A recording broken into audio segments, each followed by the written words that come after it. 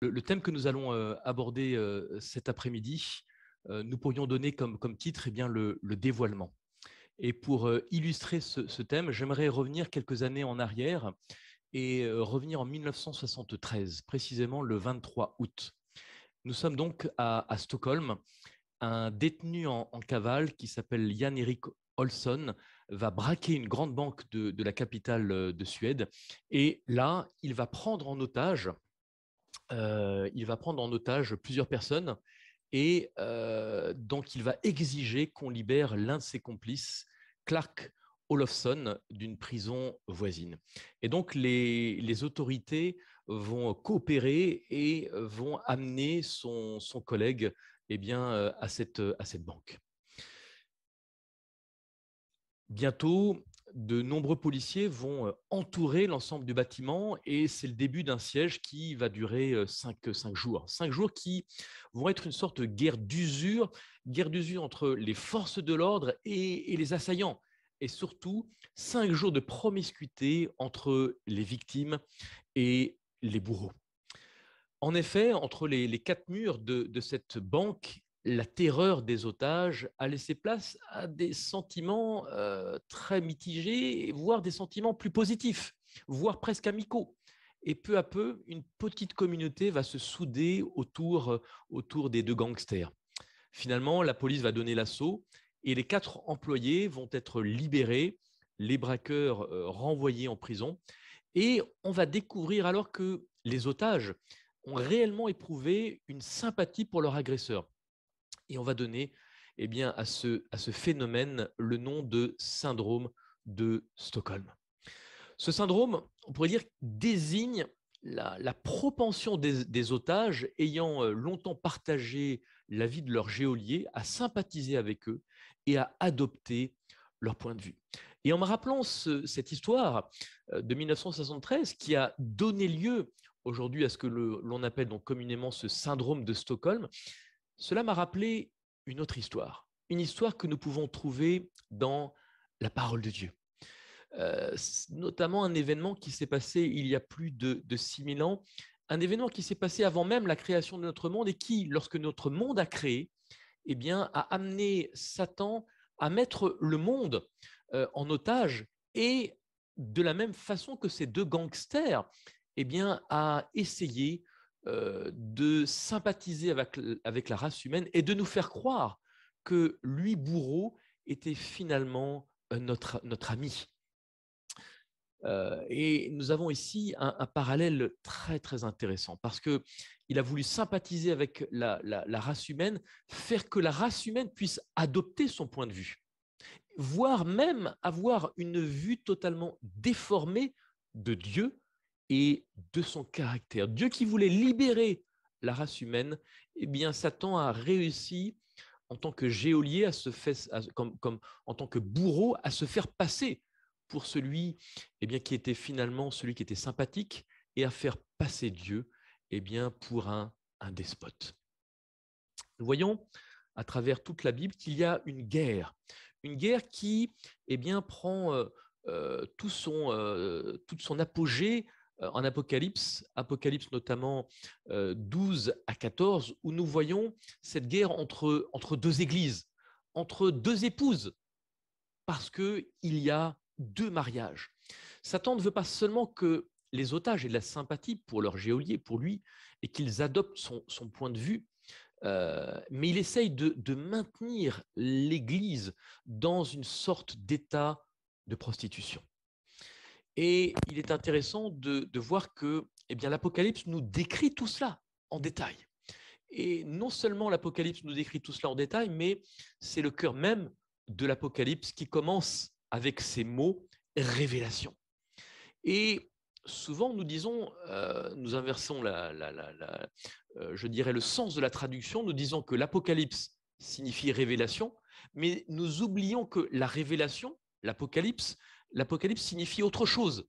Apocalypsis, en grec, est tiré de l'Ancien Testament et nous révèle quelque chose de bien plus profond qu'une simple révélation, puisque Apocalypsis signifie mettre à nu. c'est quelque chose qui signifie également, ce terme signifie également, c'est le dévoilement. Et ce terme renvoie à plusieurs événements que nous pouvons trouver dans la parole de Dieu, notamment dans Genèse, et renvoie au dévoilement de la mariée. Lorsque le mariage étant célébré, eh bien, la mariée lève le voile et montre enfin le visage de l'épouse. Donc finalement, l'Apocalypse, eh bien, c'est ce dévoilement.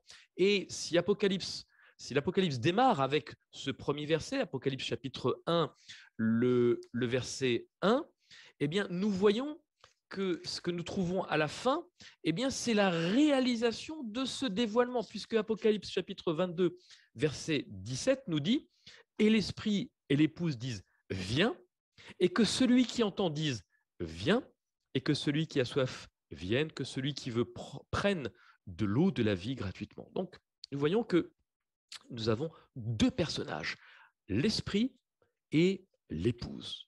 Et donc, ces deux personnages sont réunis parce que, si nous allons un tout petit peu en avant, en Apocalypse chapitre 19, et à partir du verset 6, nous avons un événement qui est un événement extraordinaire, puisque c'est la réalisation de 6000 années d'attente. Imaginez, Dieu cherche quelque chose. Dieu cherche depuis 6000 ans quelque chose, et ce qu'il cherche, enfin, est arrivé à se réaliser. Imaginez, vous êtes amoureux de quelqu'un, et vous patientez pour que cette épouse se prépare et qu'enfin les noces puissent être célébrées. Et c'est la condition de Dieu qui, non pas depuis 10 ans, 50 ans, mais depuis 6000 ans, recherche cette épouse. Apocalypse chapitre 19, verset 6 déclare « J'entendis comme une voix d'une foule nombreuse, comme un bruit de grosses eaux et comme un bruit de fort tonnerre, disant « Alléluia ! Car le Seigneur notre Dieu Tout-Puissant est entré dans son règne. Réjouissons-nous et soyons dans l'allégresse. Donnons-lui gloire, car les noces de l'agneau sont venues et son épouse s'est préparée. Et il lui a été donné de se revêtir d'un fin lin éclatant, pur. » Vous voyez, voilà. Donc, dans une autre étude, je ne vais pas l'aborder maintenant, j'ai pu voir un petit peu que l'Apocalypse nous montre ce dévoilement de cette épouse, mais que la parole de Dieu nous montre le dévoilement de la mariée, mais du marié, du père de la mariée et du témoin du mariage. Comme dans toute histoire d'amour, toute histoire d'amour démarre par « il était une fois ». Et j'aimerais vous raconter dans cette première partie la plus grande histoire d'amour jamais racontée. Mais malheureusement, comme dans certaines histoires d'amour, il arrive qu'il y ait des drames. Et c'est ce qui s'est passé et c'est ce que nous allons voir. Dieu cherche une épouse pour son fils depuis la Genèse. Et ce texte que nous connaissons par cœur, ou encore mieux ceux qui se sont mariés, c'est pourquoi l'homme quittera son père et sa mère et s'attachera à sa femme, ils deviendront une seule chair. Ce texte de Genèse 2,24, qui est utilisé dans pratiquement chaque mariage, nous allons voir que Paul va l'utiliser à nouveau. Éphésiens chapitre 5, versets 31 et 32. Paul va reprendre ce texte de Genèse 2,24 et va rajouter quelque chose en disant « Ce mystère est grand, je dis cela par rapport à Christ et à l'Église ». Et dans Colossiens chapitre 1, 25 à 27, Paul va nous déclarer quel est ce mystère et nous dire au verset 26 « Le mystère de tout temps et dans tous les âges, mais révélé maintenant à ses saints ». Quel est-il ? Au verset 27, Paul nous dit que ce mystère, c'est Christ en nous, l'espérance de la gloire. Quel est le lien avec ce que nous avons vu en introduction? Parce que Christ en nous, l'espérance de la gloire, va permettre, si nous le vivons totalement en tant qu'individu, mais également, et c'est ce que Dieu attend en tant que peuple, va permettre de réaliser cette prophétie d'Apocalypse chapitre 19 et le verset 7, lorsqu'on nous dit que les noces de l'agneau sont venues. Et c'est une prophétie qui est extraordinaire. Donc ce texte de Genèse 2,24 va nous donner une autre perspective. Et si nous le mettons maintenant, eh bien, en perspective, avec un texte que nous trouvons juste avant, Genèse 2,18, l'Éternel Dieu dit, « Il n'est pas bon que l'homme soit seul. » Se pourrait-il que Dieu le Père dise cela en parlant de son Fils? Il n'est pas bon que le Fils soit seul. Je lui ferai une aide semblable à lui. Et c'est cette épouse qui est semblable, cette femme qui symbolise l'Église, qui est semblable à son mari. Et donc, c'est un symbole, également une parabole que Dieu va nous donner ici par rapport à ce lien, à cette intimité qu'il y a et au fait que, eh bien, nous n'avons pas, ce n'est pas de clonage dont il s'agit, mais il y a réellement une interconnexion et une fusion à tous les niveaux, une aide semblable à lui. C'est quelque chose qui est réellement d'une profondeur incroyable. Et donc, nous allons voir que ce dévoilement de la mariée, eh bien, à travers ces deux textes d'Apocalypse, chapitre Apocalypse 22 et 19, que dès l'Ancien Testament, eh bien, c'est cette quête de la mariée qui va commencer. Genèse chapitre 2, verset 4. Nous avons ici un parallèle intéressant. Dieu cherche une épouse pour son fils depuis la Genèse. Voici les origines des cieux et de la terre quand ils furent créés. Telle est l'histoire de la création des cieux et de la terre, autre traduction, au temps où le Seigneur Dieu fit la terre et les cieux.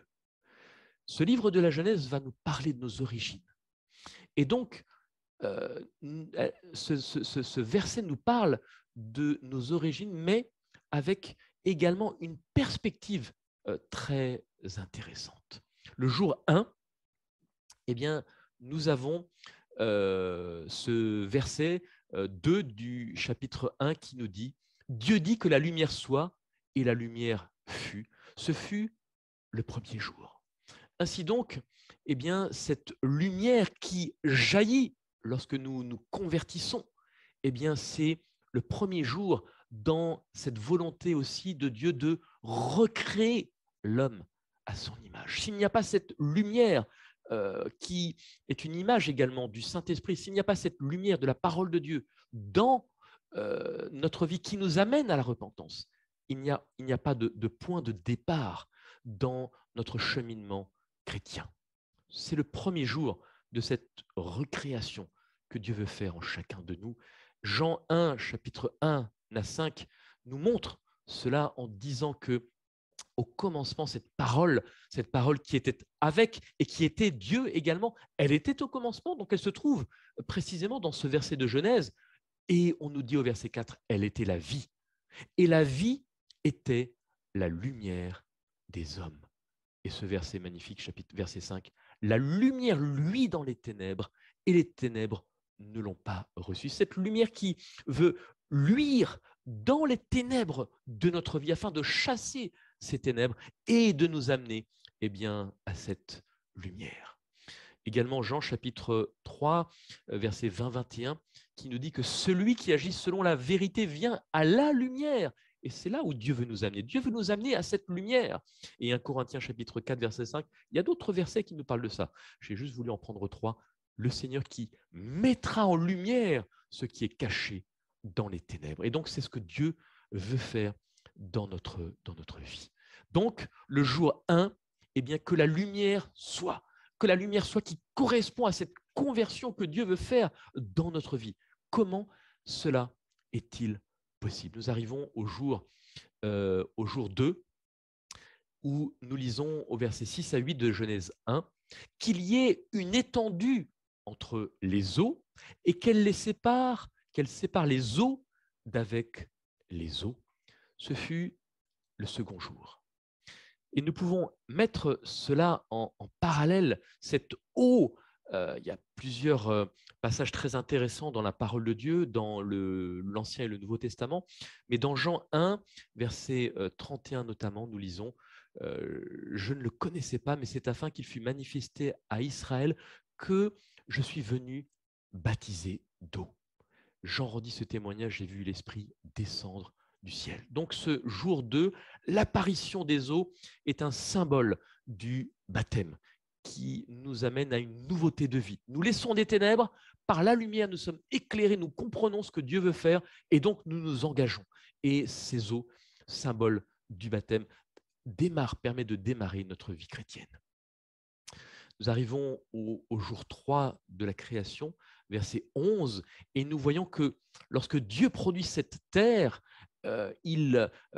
cette herbe va porter de la semence, des arbres fruitiers vont donner quoi? Du fruit selon leur espèce et ayant en eux leur semence sur la terre. Et donc, ce troisième jour est important puisque, eh bien, nous lisons dans Jean, chapitre 15, verset 16, « Ce n'est pas vous qui m'avez choisi, mais moi je vous ai choisi, je vous ai établi afin que vous alliez et que vous portiez du fruit et que votre fruit demeure, afin que ce que vous demanderez au Père en mon nom, il vous le donne. » Et le verset 5 de Jean 15 également, « Celui qui demeure en moi et en qui je demeure porte beaucoup de fruits. » Donc, il y a d'autres versets, Jérémie 17, 7 à 8, où nous lisons « Béni soit l'homme qui se confie dans l'Éternel. » Pourquoi? Eh bien parce que l'homme qui se confie dans l'Éternel, fin du verset 8, ne cesse de porter du fruit. Et Galates chapitre 5, versets 22 et 23 nous montre eh bien, la composante de ce fruit. La composante de ce fruit, eh bien, c'est l'amour, la joie, la paix, la patience, la bonté, la bénignité, la fidélité, la douceur, la tempérance. C'est ce fruit de l'esprit que Dieu veut faire jaillir en nous en ce troisième jour, porter du fruit. Ce quatrième jour, nous avons l'apparition des deux grands luminaires, le plus grand et le plus petit, symbole de ce plus grand luminaire, Jean 1, verset 4, elle était la vie était la lumière des hommes. Cette parole de Dieu qui est ce grand luminaire, qui est la parole de Dieu. Et nous avons, notamment dans Évangéliser, où Ellen White déclare « On a accordé trop peu d'attention à la Bible. Aussi le Seigneur a-t-il suscité une plus petite lumière pour conduire hommes et femmes vers la plus grande lumière qui soit. » Donc nous avons ces deux luminaires, ce grand luminaire, la parole de Dieu, mais ce petit luminaire qui, par l'esprit de prophétie, nous amène à cette grande lumière pour nous conduire. Donc nous avons ce petit et ce grand luminaire. Nous continuons cette recréation que Dieu veut faire en nous, et notamment lors de ce 5e jour, Dieu va créer au verset 21 eh bien, les grands poissons. Pourquoi Dieu crée les grands poissons et quelle est l'analogie? Eh bien, dans Matthieu chapitre 4 verset 19, Dieu déclare lorsqu'il appelle Simon et André, il dit « Suivez-moi et je vous ferai pécheurs d'hommes ». Dieu veut nous conduire, Dieu veut que nous nous engagions par le baptême et Dieu, par sa parole, veut nous guider afin que nous puissions porter du fruit et être des pécheurs d'hommes. Ce 6e jour, eh bien, tout cela nous amène au verset 26. « Faisons l'homme à notre image, selon notre ressemblance. » Dieu créa l'homme à son image, il le créa à l'image de Dieu. Il créa l'homme et la femme. Donc, ce 6e jour, comme Paul le dit dans 2 Corinthiens 5, 17, « Si nous sommes en Christ, nous sommes une nouvelle créature. » Et Paul, dans Éphésiens 2, 10, déclare « Car nous sommes son ouvrage. » C'est cet ouvrage que Dieu veut recréer. Dieu veut faire de nous des nouvelles créatures. Recréation à l'image de Dieu, pour que nous puissions au 7e jour eh bien, nous reposer en Christ et nous laisser pleinement guider par lui, remplir de sa présence. Alors, cette quête, cette recherche de la mariée, nous allons voir dans cette première partie que, eh bien, de la Genèse à l'Apocalypse, c'est une quête que Dieu va faire pour trouver désespérément cette épouse. Nous allons voir dans l'Ancien Testament ce qu'il va advenir. Ce premier exemple que nous connaissons bien, en Genèse chapitre 3, notamment le verset 6, Ève qui va être séparée de son mari. Et nous voyons l'importance de cette connexion. Si nous sommes séparés, de notre époux en tant qu'épouse, en tant qu'Église, eh bien, nous allons avoir cette propension non pas, de porter du fruit, parce que c'est Dieu qui met cela en nous, mais de vouloir porter du fruit par nous-mêmes et de prendre eh bien, ce fruit que Satan nous propose. Et c'est ce qui va arriver à Ève, où elle va prendre de ce fruit, va en manger et en donner également à son mari. Cet exemple eh bien, m'a interpellé par rapport à cette expérience que Job nous relate, ou que Moïse relate dans ce livre de Job. L'Éternel dit à Satan, as-tu remarqué mon serviteur Job? C'est cette interpellation que Dieu essaye désespérément de faire depuis 6000 ans. As-tu remarqué cette épouse qui s'est préparée, qui s'est parée, qui s'est embellie, qui est le reflet total de mon caractère? C'est cette interpellation eh bien, que Dieu, en tant que Père, essaye de faire aujourd'hui dans cette dernière génération, frères et sœurs. Ce deuxième exemple, nous l'avons également avec Exode 20, parce que, comme de la même façon que eh bien, ce terme apocalypsis que nous avons bien compris comme étant une révélation de Dieu, mais qui nous montre qu'il y a bien plus que cela. Ce terme apocalypsis nous montre eh bien, que c'est ce dévoilement de la mariée que ce livre nous montre. C'est l'enjeu de tout le livre de l'Apocalypse, le dévoilement de cette mariée, avec au cœur ce grand conflit. Et de la même façon, nous n'avons plus l'arrière-plan qu'un juif avait à l'époque. Et cet arrière-plan, notamment, que nous trouvons avec ce récit extraordinaire et qui va donner lieu, bien sûr, eh bien, à Exode 20. Nous connaissons bien Exode 20, ben, forcément. Mais nous oublions que ce qu'il y a juste avant, eh bien, un juif l'a compris dans un sens très particulier. Et c'est ce que je vais vous lire, cette citation très intéressante dans la perspective du judaïsme ancien. Le Dieu d'Israël est aussi un époux, une personne divine dont le désir ultime est d'être uni à ses créatures dans une relation éternelle si intime et si permanente qu'elle ne peut être décrite que comme un mariage entre le Créateur et ses créatures, entre Dieu et les êtres humains, entre Yahvé et Israël. Ainsi donc, c'est cette description que nous trouvons en Exode chapitre 19, cette préparation que nous avons. Exode 19, verset 10, va vers le peuple, sanctifie-les aujourd'hui et demain, qu'ils lavent leurs vêtements. Et donc, non seulement qu'ils lavent leurs vêtements, mais qu'ils s'abstiennent de relations sexuelles. Donc, on ne peut pas dire, voilà, il y a un temps pour tout. Il y a un temps pour tout. Dans cette préparation, nous devons nous focaliser sur eh bien, cette préparation de l'épouse du Christ. Et nous voyons au verset 16 d'Exode 19, le troisième jour au matin, il y eut des tonnerres, des éclairs, une épaisse nuée sur la montagne et le son de la trompette retentit fortement. C'est tous les ingrédients, tout le décorum de cette célébration de mariage que Dieu veut faire avec son peuple. Et c'est ça que nous avons oublié. Cette alliance que le Seigneur est en train de faire précisément eh bien, lors de cet épisode.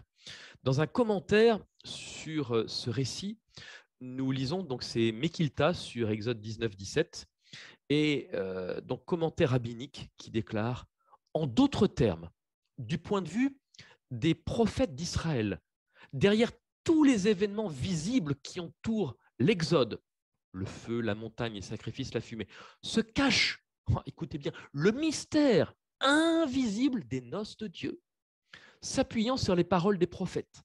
La tradition juive postérieure enseignera, selon les mots de Rabbi José, que le Seigneur est venu du Sinaï pour recevoir Israël comme un époux vient à la rencontre de son épouse. Frères et sœurs, voyez la profondeur, la beauté de tout cela. nous nous restreignons trop souvent à voir Exode 20 de manière rigide. N'oublions pas qu'Exode 20, ce sont des promesses que Dieu a promis de réaliser, que Christ, en tant qu'époux, a promis de réaliser dans le cœur et la vie de cette épouse. Et donc, nous voyons que ce contexte-là est celui d'un contexte de mariage. Et malheureusement, nous voyons ce qui va se passer. Nous en avons un descriptif, entre autres, dans Exode chapitre 32, versets 1 à 2. Le peuple, voyant que Moïse tardait à descendre de la montagne, s'assembla autour d'Aaron et lui dit « Allons, faisons-nous un Dieu qui marche devant nous. » Car ce Moïse, cet homme qui nous a fait sortir du pays d'Égypte, nous ne savons pas ce qu'il est devenu. Et il est très intéressant de voir que ce terme Baal, c'est le terme de mari également. Donc, ils ont bien compris que c'est un mariage qui était en train de célébrer. Faisons-nous un autre mari qui marche devant nous.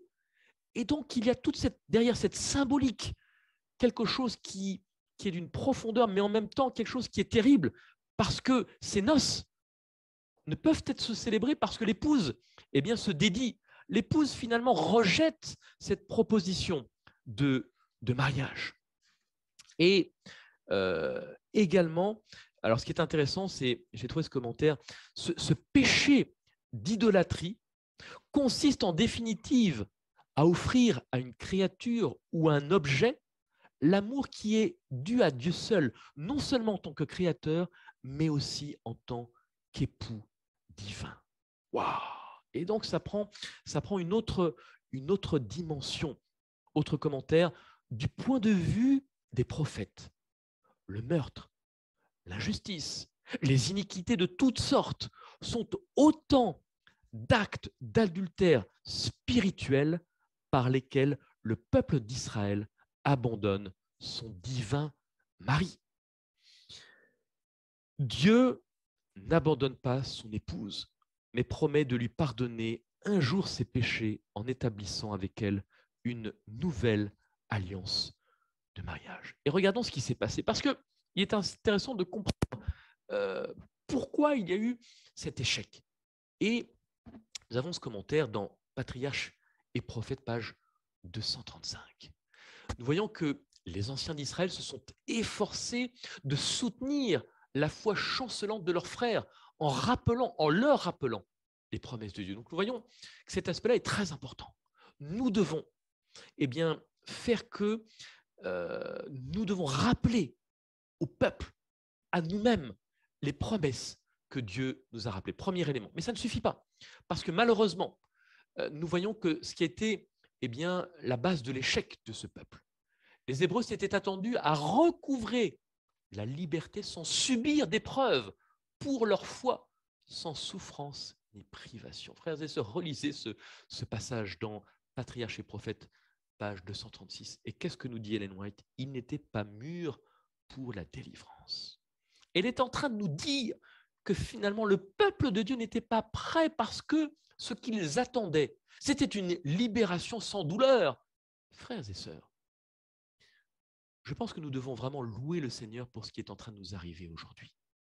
Parce que si nous mettons cela en perspective, en parallèle avec l'expérience du peuple d'Israël, ne pensons pas que ce qui est devant nous ne pourra être traversé si nous pensons de la même façon que le peuple d'Israël le pensait. Et Paul nous dit que toutes ces choses nous ont été données à vous qui êtes à la fin des temps pour vous servir d'instruction. Donc, il n'y a rien de nouveau sous le soleil. Ce qui était hier sera de même aujourd'hui et demain.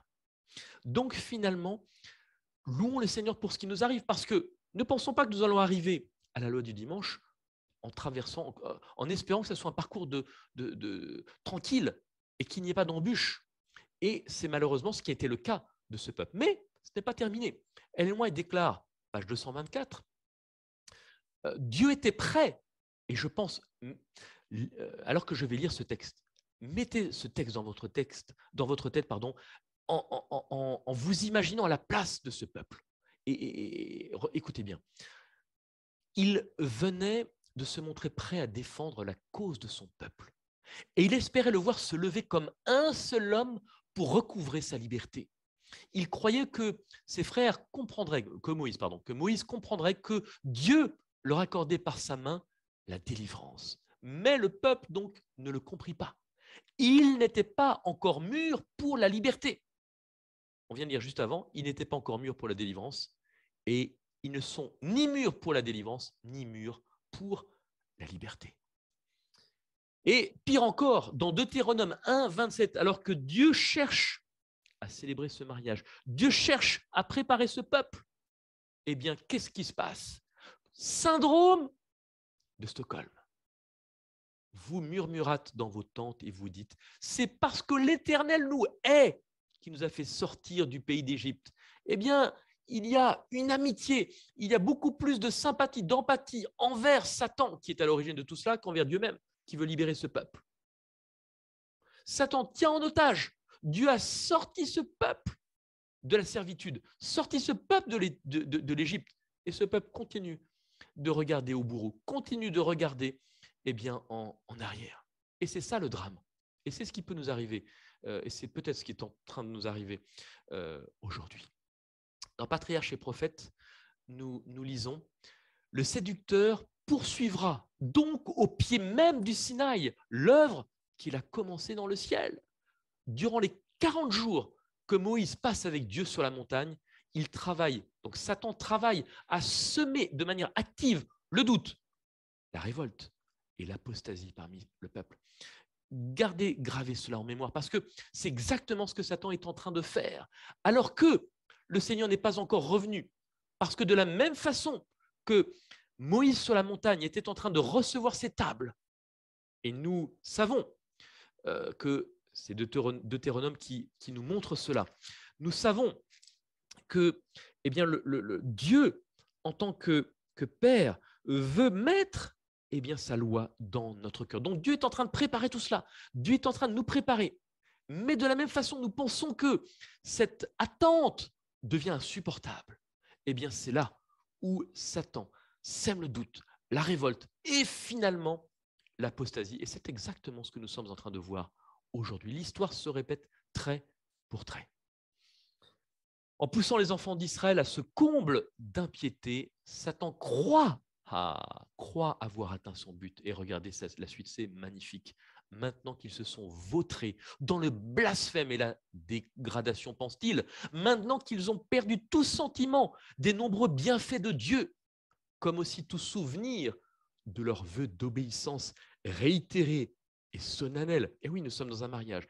L'Éternel va les rejeter et les livrer à la destruction, c'est ce qu'il pense. Ainsi sera consommée l'extinction de la postérité d'Abraham qui devait conserver la connaissance du Dieu vivant et d'où devait sortir la véritable postérité, le vainqueur de Lucifer. Dans cet espoir d'anéantir le plan de Dieu, le grand rebelle devait encore être déçu. Si prévaricateurs qu'ils étaient, les Hébreux ne furent pas anéantis. Nous sommes dans cette même situation, frères et sœurs. Ne pensons pas que nous sommes meilleurs que le peuple d'Israël. Nous avons encore tellement de choses dans notre vie qui doivent être transformées, tellement de choses qui doivent être bouleversées. Et nous devons vraiment demander au Saint-Esprit de scruter, comme un scanner, de scruter toutes les zones d'ombre dans notre vie, à tous les niveaux, pour faire ce travail de chirurgie esthétique et d'enlever toute la chair qui est nécrosée, toute cette chair qui est gangrénée, afin que, alors qu'il n'y a plus d'espoir, Satan pense qu'il a gagné et que le peuple est fini. Non. Non. Les Hébreux ne furent pas anéantis. Ceux d'entre eux qui se rangèrent du côté de Satan furent retranchés. Mais le reste du peuple, humilié et contrit, fut reçu en grâce. Frères et sœurs, c'est extraordinaire de voir la patience de Dieu si nous nous humilions et si nous passons par cette contrition. Donc ce troisième exemple, c'est ce que nous trouvons de nouveau dans Deutéronome, cette seconde alliance que le Seigneur essaye de faire avec son peuple. Maintenant, Israël écoute les lois et les ordonnances que je vous enseigne nous retrouvons ces 10 promesses que le Seigneur prescrit à nouveau, promesses qui sont accompagnées, et nous l'oublions aussi, comme Abraham, où on nous dit qu'Abraham observait la loi, les commandements, les préceptes. Nous avons, nous aussi, en cette fin des temps, et le peuple de Dieu a reçu de la même façon ces 10 promesses, mais également des ordonnances pour nous permettre de nous préparer. Et notamment, ces lois de santé qui sont une véritable bénédiction, tout comme le peuple d'Israël avait reçu des lois de santé afin d'être un puissant témoignage, afin d'être la lumière des nations. Donc nous voyons, Deutéronome chapitre 5, ces 10 paroles qui sont données. Ce quatrième exemple, qui est une promesse également que nous trouvons dans Osée, qui est une promesse magnifique, frères et sœurs. Gravez cela dans votre cœur, dans votre esprit. C'est pourquoi je veux l'attirer, la conduire au désert. Et c'est ce que nous avons dans Apocalypse chapitre 12, cette église qui est amenée dans le désert. Pourquoi elle est amenée dans le désert? Parce que pendant 1260 jours années, Dieu veut épurer cette église afin que, au sortir, à la fin de ces 2300 soirs et matins, cette église qui est composée d'un petit reste puisse être prête pour lancer ce grand cri. Malheureusement, l'histoire nous montre que ce n'a pas encore été possible. Mais dans Osée, nous avons cette promesse où on nous dit que, au verset 16, en ce jour-là, dit l'Éternel, tu m'appelleras mon mari, tu ne m'appelleras plus mon maître. J'ôterai de ta bouche les noms des Baals, les noms des faux maris. Et c'est ça qui est intéressant, qu'on ne mentionnera plus par leur nom. Donc, je serai, verset 19, je serai ton fiancé pour toujours. Je serai ton fiancé par la justice, la droiture, la grâce et la miséricorde. Je serai ton fiancé par la fidélité et tu reconnaîtras l'Éternel. Ça, c'est une promesse, frères et sœurs. Je suis persuadé, et je ne suis pas le seul, nous sommes nombreux aujourd'hui à croire et à espérer, et nous pensons que cela a commencé déjà, que cette prophétie, cette réalisation, a déjà commencé, frères et sœurs. Ne remettons pas à demain ce que le Seigneur veut faire dès aujourd'hui dans notre vie. Également, dans Ésaïe 61, 1 à 5, nous avons ces versets qui est magnifique. Verset 4, car l'Éternel met son plaisir en toi, et ta terre aura un époux. Comme un jeune homme s'unit à une vierge, ainsi tes fils s'uniront à toi. Et comme la fiancée fait la joie de son fiancé, ainsi tu feras la joie de ton Dieu. Un autre exemple, Ésaïe 54, verset 5, car ton Créateur est ton époux. Vous voyez, il y a vraiment des balises qui nous montrent très clairement que Dieu cherche cette épouse tout au long de l'Ancien Testament. L'Éternel des armées est son nom. Il se nomme Dieu de toute la terre. Il est ton Rédempteur, et ton Rédempteur est le Saint d'Israël. Et 2 Corinthiens 11, 2 déclare, car je suis jaloux de vous d'une jalousie de Dieu, parce que je vous ai fiancé à un seul époux pour vous présenter à Christ comme une vierge pure. Vous voyez cette quête vraiment désespérée de la part du Père, mais qui sait que très bientôt, cette épouse, cette Église, sera préparée. Ainsi donc, nous voyons au travers de tout cela ce message d'espoir, d'espérance que Dieu veut nous donner. Nous voyons également, et alors je ne vais pas aborder cela en détail maintenant, mais c'est un autre aspect également que nous trouvons alors que Jésus démarre son ministère. Et c'est cet épisode extraordinaire et qu'il nous faut relire différemment, avec d'autres lunettes. Dieu cherche une épouse pour son fils depuis la Genèse, mais Dieu, lorsque il envoie son fils démarrer son ministère, la première chose que va faire son fils, c'est de dire qu'il recherche une épouse. Cana, qui signifie acquérir, acheter. Parce que par ces noces de Cana, Dieu montre qu'il veut acheter, qu'il veut acquérir cette épouse et qu'il a payé, frères et sœurs, le prix fort.